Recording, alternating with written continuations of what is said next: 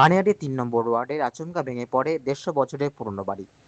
পানিহাটি পৌরসভা থেকে একাধিকবার চিঠি যাওয়া সত্ত্বেও কোনোরকমভাবে মেরামতি করা হয়নি বাড়িটি। যদিও গতকাল রাতে ৫৮ বছরের বৃদ্ধ দেবকুমার সীমানি বাড়িতে ঘুমোচ্ছিলেন, ঠিক সেই সময় বাড়িটি ভেঙে পড়ে।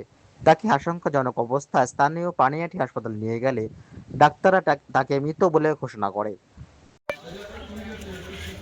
এই দেখ, এই কাঠে তুই করত লাগাতে পারবি না, করত ভেঙে যাবে।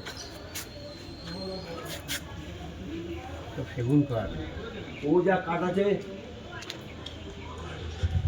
তুই করত লাগাতে পারবি।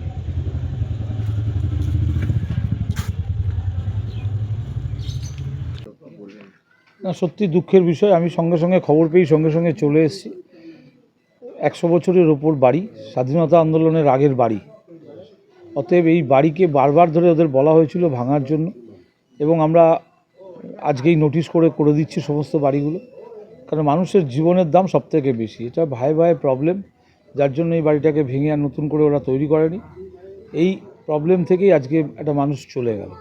আর যাতে কোনো মানুষ যাতে না যায়, তাই আমি পাড়ার লোকদের সাথে কথা বলেছি, ক্লাব কমিটি বান্ধব পাঠাগারের সাথেও কথা বলেছি, যাতে পাড়া এবং ক্লাব কমিটি সবাই মিলে ইনভলভ হয়ে পৌরসভা সহযোগিতা করবে। এই যে সমস্ত বাড়িগুলো আছে যেগুলো ১০০ বছর উপরে, এই দেখছেন না বাদিকে আরেকটা বাড়ি রয়েছে, তাদের পৈতৃক সম্পত্তির বাড়ি, সব ভাই ভাই, সামনে একটা বাড়ি রয়েছে।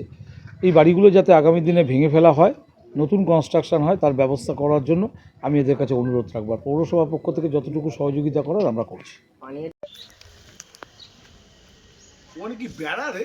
কোনগুলো? ওইখানে একটা বেড়া। হাতুর এগুলো সব কি করেছে? পার্টিশন ওয়াল করেছে, পার্টিশন ওয়াল করেছে।